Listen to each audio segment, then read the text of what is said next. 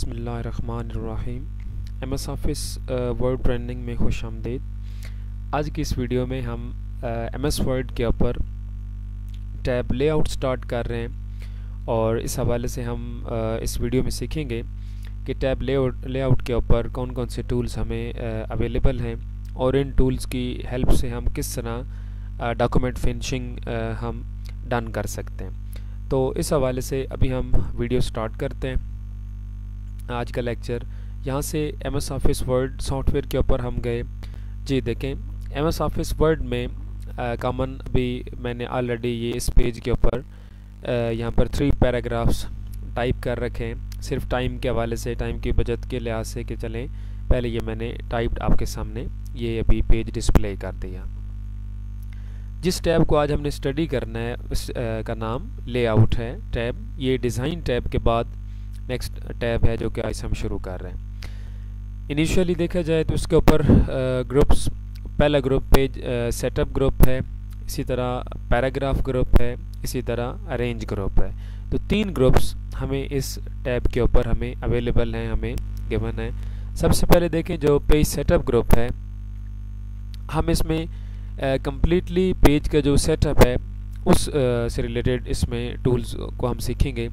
मसलन page setup से मुराद कि एमएस वर्ड में जब हम कोई डॉक्यूमेंट कंपोज कर लेते हैं और जब बारी आती है फिनिशिंग की, यानी हमने इस पेज को अब यानी इस डॉक्यूमेंट को या तो प्रिंट करना होता है या हमने इसको अगर प्रिंट ना करना हो तो हमने इसको पीडीएफ में कन्वर्ट करना होता है या और किसी फॉर्मेट में इसको हमने एक किस्म का डिस्पैच यानी एक्सपोर्ट करना होता है। तो उस वक्त उससे पहले आखिरी स्टेप से पहले हमने डॉक्यूमेंट में 100% हमने इसको करेक्ट करना होता है। इसके मार्जिन सेट करने हैं, पेज साइजेस सेट करने होते हैं, बाकी जस्टिफिकेशन, अलाइनमेंट्स, ये सारी चीज़ें हमने एडजस्ट करके इसको देन एक्सपोर्ट करना होता है ताकि नेक्स्ट पर्सन जो होगा जो इस फाइल को रिसीव करेगा तो वो उसके लिए ये फ़ाइल बिल्कुल ऑन कमांड हो कि जस्ट वो प्रिंट कमांड लगाए और आगे डॉक्यूमेंट प्रिंट कर ले, ना कि उसे फिर इजाफी कुछ सेटिंग करनी पड़े। तो ये अगर उसे इजाफी सेटिंग करना पड़ेगी तो ऑफ कोर्स फिर इसका मतलब ये हुआ कि हमारा जो डॉक्यूमेंट है ये इनकम्प्लीट काउंट होगा। इसलिए हमने डॉक्यूमेंट को हर लिहाज से कंप्लीट करना होता है 100%, यानी कंपोजिंग के लिहाज से हमारा डॉक्यूमेंट परफेक्ट होना चाहिए। इसके लिए वैसे तो मुख्तलिफ रिक्वायरमेंट्स भी बाज़फ़ा होती हैं। तो अगर कोई एक डॉक्यूमेंट ऑन रिक्वायरमेंट हमने कंपोज करना हो तो वो तो क्लियर है कि जो रिक्वायरमेंट्स हैं, मसलन फ़ॉन्ट की रिक्वायरमेंट जो है वो हम फ़ॉन्ट की रिक्वायरमेंट रख लेंगे। ऐसे इसी तरह से इफ़ेक्ट्स की जो रिक्वायरमेंट्स है वो इफ़ेक्ट की रिक्वायरमेंट हम रख लेंगे। मार्जिन की रिक्वायरमेंट, ये सारी हम सेटिंग कर सकते हैं। लेकिन फिर भी अगर रिक्वायरमेंट्स ना भी हों तो फिर भी हमने डॉक्यूमेंट का एक अच्छा स्टैंडर्ड, ऑफिशियल जो स्टैंडर्ड है वो वर्ड के अंदर हमने बनाना होता है। तो इसी सिलसिले में अभी हम कुछ टिप्स लेते हैं ताकि हमें एक आइडिया हो जाए कि एक प्रोफेशनली डॉक्यूमेंट किस तरह उसकी फिनिशिंग की जाती है। सो इसमें सबसे पहली चीज़ तो ये है कि पेज सेटअप ग्रुप में हमें मार्जिन्स का टूल अवेलेबल है। मार्जिन्स बेसिकली पेज पे आप देख सकते हैं कि इन पैराग्राफ्स के दाएं बाएं और ऊपर कुछ जगह ब्लैंक है, जैसे कि जिस ऊपर आप देख सकते हैं टॉप साइड, ये तो हमने हेडर भी यहाँ पे अप्लाई किया था, तो ये मार्जिन एरिया कहलाता है। और ये एमएस वर्ड पेज में एंड तक नीचे बॉटम साइड भी ये सारे चारों तरफ पेज की ये ब्लैंक होती हैं, इसको मार्जिन कहा जाता है। मार्जिन को चेंज करने से basically overall total number of pages के ऊपर भी फ़र्क पड़ता होता है। ऐसे ही एक पेज के ऊपर जो नंबर ऑफ़ वर्ड्स हैं या नंबर ऑफ़ लाइंस हैं उनके ऊपर भी फ़र्क पड़ता है। मार्जिन टेक्स्ट के साथ इन्वर्सली प्रोपोर्शनल होता है, मीन के मार्जिन जितना बढ़ाएंगे टेक्स्ट के लिए जगह उतना ही पेज के ऊपर कम होगी, लेकिन मार्जिन जितना कम करेंगे ऐसी टेक्स्ट के लिए उतना जगह खुलेगी, ओपन होगी, लाइंस लंबी होंगी और ज़्यादा वर्ड्स हम एक पेज के ऊपर टाइप कर सकते हैं। तो मार्जिन सेटिंग इनिशियली ये हैं, आप क्लिक करेंगे, आपके सामने यहाँ पे ड्रॉप डाउन में कुछ फॉर्मेट्स अवेलेबल हैं, मसलन नॉर्मल। तो यहाँ पे देख सकते हैं कि अभी ये 1 inch top, bottom, left and right, यानी अभी इनिशियली देखा जाए तो जो मार्जिन है वो इस तरह से चल रहा है कि यहाँ देख सकते हैं कि जो टॉप है वो 1, ये जो 1 के ऊपर डबल डैशेस हैं ये इंचेस के लिए काउंट होता है। लेफ़्ट 1 इंच हो गया, ऐसे ही राइट 1 इंच, यानी अभी जो नॉर्मल मार्जिन चल रहा है कि पेज के दाएं बाएं ऊपर नीचे से एक एक इंच जगह ये ब्लैंक है मार्जिन के तौर पे, ये ब्लैंक पेज होगा वो प्रिंट होगा। उस पर नैरो है, इसमें हाफ इंचेस हैं, टॉप से 0.5, बॉटम से 0.5, लेफ़्ट से राइट से यानी चारों अतराफ से हाफ इंच होगा वो ब्लैंक। बस जैसे मैं क्लिक करता हूँ इस मार्जिन को तो ये देखें हमारा जो पेज है वो देखें नॉर्मल से चेंज होकर नैरो पे आ चुका है। अब आप अगर नोटिस करें इस चीज़ का तो हमारे पेज पर देख सकते हैं कि दाएं बाएं ऊपर से जगह कम यानी कि है जो कि ब्लैंक है, यानी हाफ इंच हो चुकी है। तो इससे अब देखिए इस हाफ इंच से क्या हुआ कि हमारे पास जो लाइंस हैं उनकी लेंथ थोड़ा ज़्यादा हो गई, यानी जाहिर सी बात है कि दाएं बाएं से जब आधा इंच मज़ीद गुंजाइश मिल गई तो ज़्यादा अल्फाज एक लाइन में आप टाइप कर रहे हैं या टाइप आप देख सकते हैं। ऐसे इसी तरह से अगेन हम मार्जिन पे जाके अगर हम अगेन नॉर्मल कर दें फिर देखिए उसी तरह से हो गया कि स्पेस ज़्यादा ब्लैंक हो गई और टेक्स्ट के लिए जगह कम हो चुकी है। बहरहाल ये इस तरह नॉर्मल, नैरो, मॉडरेट और वाइड डिफरेंट यानी मार्जिन सेटिंग है, ठीक है। लेकिन अगर रिक्वायरमेंट हो, लेट्स से कि अगर आप लोगों के ये स्टैंडर्ड्स जो दिए गए हैं इनमें से कोई भी मार्जिन ना रखना हो बल्कि इसके अलावा कोई और मार्जिन स्टाइल आप लोगों को दिया गया हो तो उस वक्त आप लोग क्या करेंगे, तो यहाँ से फिर आप लोग मार्जिन्स और कस्टम मार्जिन ये देख सकते हैं लास्ट पे हमारा टूल है कस्टम मार्जिन्स का, यहाँ पे आएंगे। अभी आप देख लें कि हमारे सामने page setup dialog box open हो जाएगा और हम इसमें कस्टम मार्जिन बताएंगे, मीन के जो रिक्वायर्ड है वो हम यहाँ पे मार्जिन इसका सेट करेंगे। इसका क्या तरीका होगा देख लीजिए ज़रा। पेज सेटअप जिसमें टॉप अभी ये 1 इंच है, बॉटम 1 इंच है, लेफ़्ट 2 इंच है, राइट 2 इंच है, मीन कि अभी ये इसमें ये पहले से ऑलरेडी लिखा हुआ है। अब हम खुद सेट करते हैं। मसलन अगर हमें मार्जिन कहा जाए कि टॉप बॉटम से होना चाहिए लेट्स से 0.75, ठीक है, तो यहाँ से हम टाइप करेंगे 0.75। ऐसे इसी तरह बॉटम से भी मसलन होना चाहिए 0.75, बट लेफ़्ट राइट से मसलन हमें रखना हो 0.25 एंड 0.25। तो इस तरीके से देख सकते हैं कि हमने ये मार्जिन सेट किया। अब हम इसको ओके बटन प्रेस करेंगे तो ये देखें अब ये जैसे हमने अभी मार्जिन बताया उसके अकॉर्डिंग हमारा डॉक्यूमेंट अभी यहाँ पे इन सेटिंग के ऊपर आ चुका है। अभी आप देख लीजिए कि ऊपर से 0.75 है, यानी ऊपर से ज़्यादा मार्जिन है जो हेडर है, जबकि दाएं बाएं से देख लीजिए कि बहुत कम मार्जिन है, यानी 0.25 बहुत कम मार्जिन है जो कि यहाँ पे हमें नज़र आ रहा है। तो ये अभी आप देख सकते हैं कि मार्जिन पे जाएंगे तो ये आप देख लें कि लास्ट कस्टम सेटिंग के साथ ये मार्जिन हमें यहाँ पे शो हो रहा है, जिसमें टॉप से 0.75 है, बॉटम से 0.75 है, बट लेफ़्ट राइट से 0.25 इंचेस और 0.25 इंचेस चल रहा है। तो ये कस्टम सेटिंग हो गई, इसके मुताबिक हमारा जो पेज है वो चल रहा है। अदरवाइज़ अगर हम नॉर्मल में चलना चाहें तो यहाँ से हम नॉर्मल क्लिक कर लेंगे, अगर हम नैरो में चलना चाहेंगे हम नैरो क्लिक कर लेंगे, बट अगर हम कस्टम सेटिंग करना चाहते हैं तो उसके लिए अभी हम ये चीज़ सीख चुके हैं। मार्जिन सेटिंग के बाद आगे हमारे पास है नेक्स्ट है ओरिएंटेशन। ओरिएंटेशन पेज के रुख को कहा जाता है, यानी पेज किस रुख के ऊपर टाइप किया जा रहा है। तो इसमें स्टैंडर्ड दो ही, एक पोर्ट्रेट है और एक लैंडस्केप है, यानी एक वर्टिकल है और एक हॉरिजॉन्टल पेज की ये डायरेक्शन है। इनिशियली डिफ़ॉल्ट आप देखें वर्ड में पोर्ट्रेट जो वर्टिकल स्टाइल है ये कॉमन है, चल रहा है। अमूमन जितने भी हम डॉक्यूमेंट एमएस वर्ड में कंपोज करते हैं तो वो इसी मूड के अंदर ही उनको प्रिंट आउट उनका लेना होता है। लेकिन समटाइम कोई ऐसा प्रोजेक्ट जस्ट लाइक कोई जैसे हमने प्रोजेक्ट अटेंडेंस शीट का हमने प्रोजेक्ट किया था या ऐसा कोई प्रोजेक्ट सर्टिफिकेट कंपोज करना पड़े तो उसके लिए आप लोग लैंडस्केप मोड भी ले सकते हैं। तो जैसे भी मैं लैंडस्केप क्लिक करूँगा, डिफरेंस ये होता है कि लैंडस्केप मोड में देख सकते हैं कि जो विड्थ है वो पेज की ज़्यादा हो जाती है और हाइट कम हो जाती है, मीन लाइंस बहुत लंबी हो जाती हैं।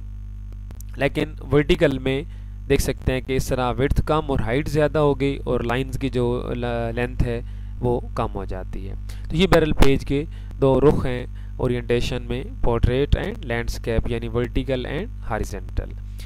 उसके बाद आगे नेक्स्ट देखें हमें हमारे लिए इम्पोर्टेंट चीज़ जो कि हमें काम आती है प्रिंटिंग से हवाले से, वो है साइज़ का ऑप्शन है।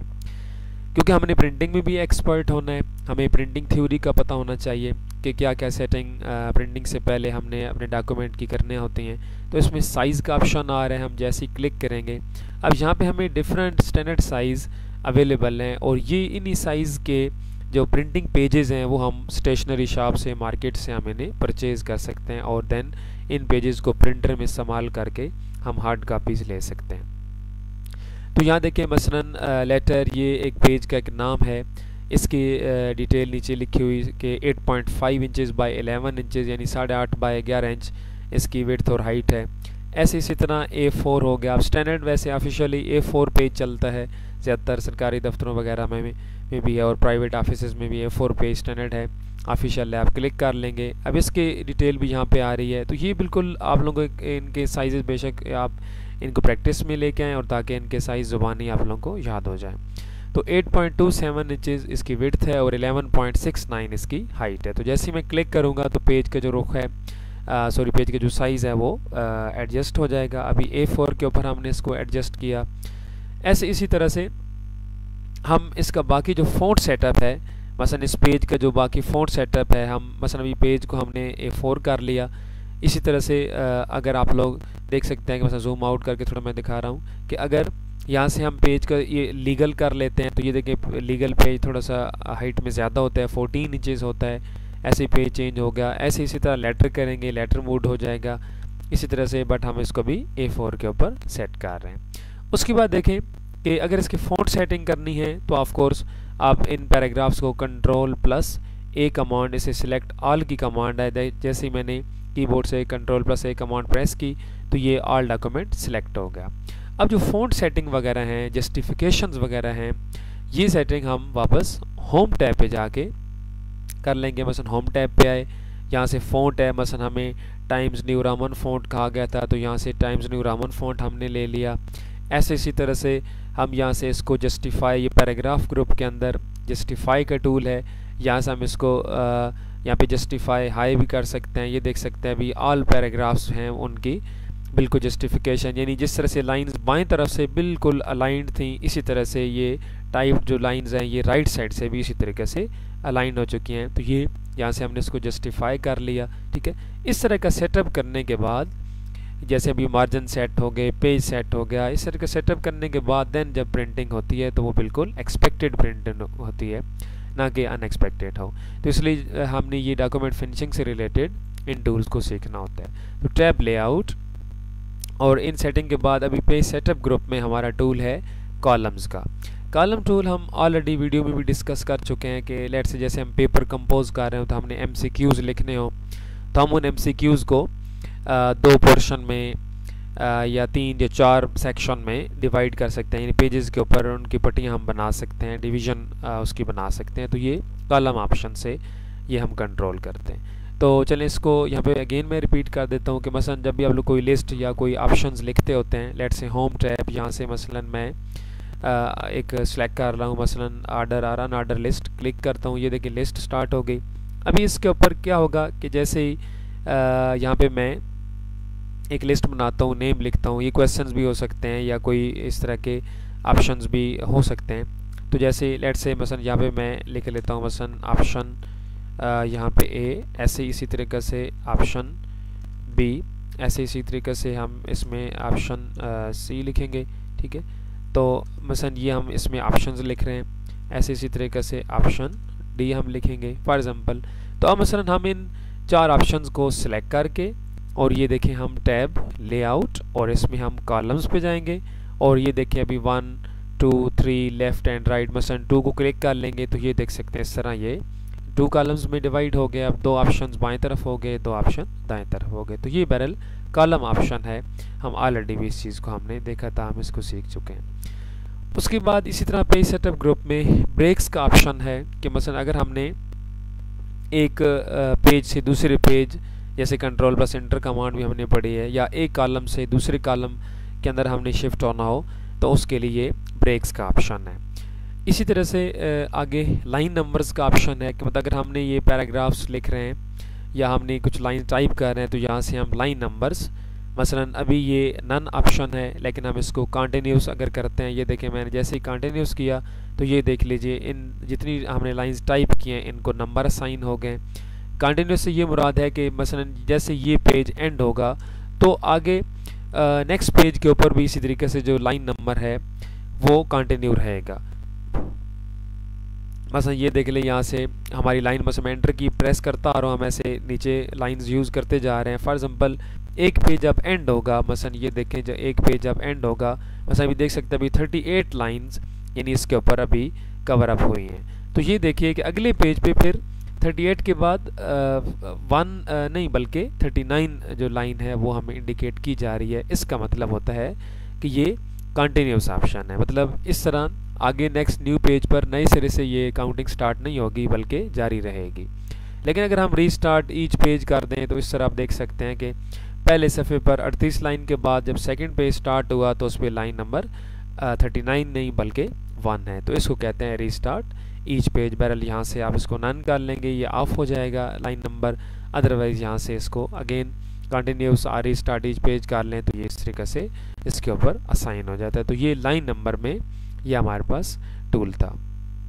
उसके बाद देखिए इसी ग्रुप का ये लास्ट टूल हमारे पास टूल है हाइफिनेशन। हाइफिनेशन हाइफन से बना है। इंग्लिश के आमतौर पे आप इंग्लिश में ये जो पेपर्स दे रहे होते हैं, मसलन एग्जामिनेशन हॉल में आप बैठ के पेपर हल कर रहे हैं, तो मसलन पेपर हल करते हुए जो आंसर शीट है उसके ऊपर आप लोग बाईं जानिब लाइन की जब आखिर में पहुंचते हैं कोई भी मजमून या समरी लिखते हुए, तो अगर कोई वहाँ पे लफ्ज़ बड़ा हो और जगह वहाँ पे कम हो तो आप उसको क्या करेंगे कि आप उस लफ्ज़ के जितने स्पेलिंग वहाँ पर इजीली आ सकते हैं वो लिखकर आगे डैश लगाएंगे और आप लफ्ज़ का बाकी हिस्सा अगली लाइन पे लिख लेते हैं। इस अमल को हाइफिनेशन कहा जाता है। तो एमएस ऑफिस वर्ड में भी हम इस ऑप्शन को अटेम्प्ट कर सकते हैं। लेट्स से कि अगर हम मसलन एक पैराग्राफ में इसमें सिलेक्ट करता हूँ, यहाँ से हाइफिनेशन पे आके अभी ये नन ऑप्शन है यानी हाइफिनेशन ऑफ है। तो जब ये हाइफिनेशन जिस टाइम तक ऑफ रहेगी तो इट्स मीन कि एमएस वर्ड ये करेगा कि अगर लाइन के बाईं तरफ पहुंचकर कोई बड़ा हर्फ है जिसके स्पेलिंग ज़्यादा है और वहाँ पे नहीं आ सकते तो एमएस वर्ड पूरा लफ्ज़ उठा के अगली लाइन पे ट्रांसफ़र कर देगा। इससे उस पिछली लाइन के अंदर जगह एंड से खाली रह जाती है। तो लेकिन अभी इसको अगर आप ऑटोमेटिक कर दें तो जिस जगह भी देखें ये केस होगा फ़ौरन उसको ये हाइफिनेट कर देगा। अभी देखें जैसे ही मैंने हाइफिनेशन को यहाँ से ऑटोमेटिक किया तो देख लीजिए कि इस पैराग्राफ में बिल्कुल राइट साइड पे आप गौर कीजिए कि तीन लाइंस हैं और आखिरी जो 3 लाइंस के आखिरी अल्फाज हैं उनमें देख लें कि यहाँ पे एंड पे डैशेस आ चुकी हैं, यानी जितने स्पेलिंग इन वर्ड के आ सकते थे वो यहाँ पे आ गए और उसके बाद आगे डैश लगा देगी। तो ये जो डैश है इसको हाइफन कहते हैं और ये जो काम हमने किया इसको इस अमल को हाइफिनेशन कहा जाता है। यानी ये एक कंपोजिंग का ये भी एक रूल है या आप ये कह लीजिए कि कंपोजिंग स्टाइल है। यहाँ पे जैसे कि अब ये लफ्ज़ था ना प्रेफरेंस बिटवीन, तो बिटवीन का ये जो वर्ड है पूरा नहीं आ सकता था, तो ये देखें सिर्फ जस्ट बिटवीन का BE और उसके बाद डैश और बाकी वर्ड नेक्स्ट लाइन के अंदर टाइप्ड है। ऐसे इसी तरह से मसलन लफ्ज़ यहाँ पे सेकंड लाइन में था एग्जाम्पल, तो इसको भी देख लें कि एग्जाम्पल पूरा वर्ड यहाँ पे नहीं है, जस्ट EX और उसके बाद डैश और बाकी नेक्स्ट लाइन में। तो इस चीज़ को हाइफिनेशन कहा जाता है। तो ये हम इस तरह से ऑटोमेटिक रख सकते हैं। इससे होगा कि जिस जगह हम टाइप करते जाएंगे, जिस जगह ऐसा मसला आएगा तो वर्ड ऑटोमेटिकली उसको हाइफिनेट कर देगा। तो ये पेज सेटअप ग्रुप की डिस्कशन थी इस ट्रेनिंग में। मज़ीद अगली ट्रेनिंग में हम इस चीज़ को सीखते हैं। Thank you.